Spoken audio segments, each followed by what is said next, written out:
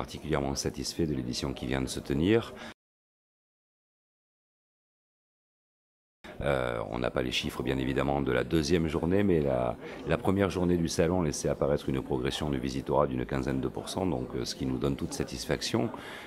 Les exposants avaient l'air effectivement très contents de la qualité et de la quantité des contacts qu'ils avaient pu réaliser pendant la première journée et la deuxième demi-journée de salon, donc le bilan définitif devrait être très satisfaisant. Sur le plan du contenu, vous avez accentué sur la question des CHSCT au cœur des problématiques, au cœur des évolutions du rôle des élus. Qu'en est-il ressorti au niveau des discussions, des débats, des échanges et de ces assises de manière générale ? Oui, c'est vrai qu'on a souhaité mettre un accent tout à fait particulier sur le thème du CHSCT, qui est aujourd'hui au cœur du dialogue social dans les entreprises, non seulement en organisant des conférences, mais en zoomant et en créant une vraie marque qu'on a appelée les Assises du CHSCT, pour vraiment donner toute son ampleur à ce sujet majeur, avec un programme d'une vingtaine de conférences, un grand débat et des exposants spécialisés,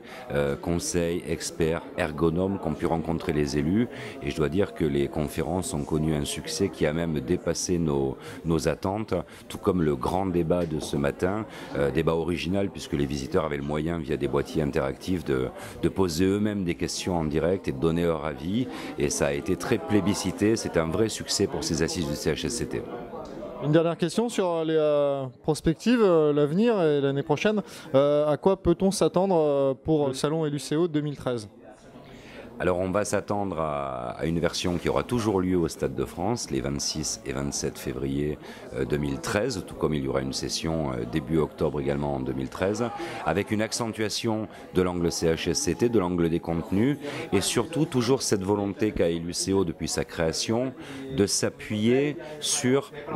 l'attente et la perception des élus eux-mêmes via notre comité d'orientation, puisque nous avons un groupe d'élus que nous réunissons 2 à 3 fois par an, qui nous donne un petit peu un éclairage sur ce qu'ils attendent, ce qu'ils souhaitent, ce qu'ils n'aiment pas parfois voir sur un salon, ce qui nous permet d'adapter ce produit et de leur faire un petit peu sentir que LUCO est fait pour eux mais aussi par eux.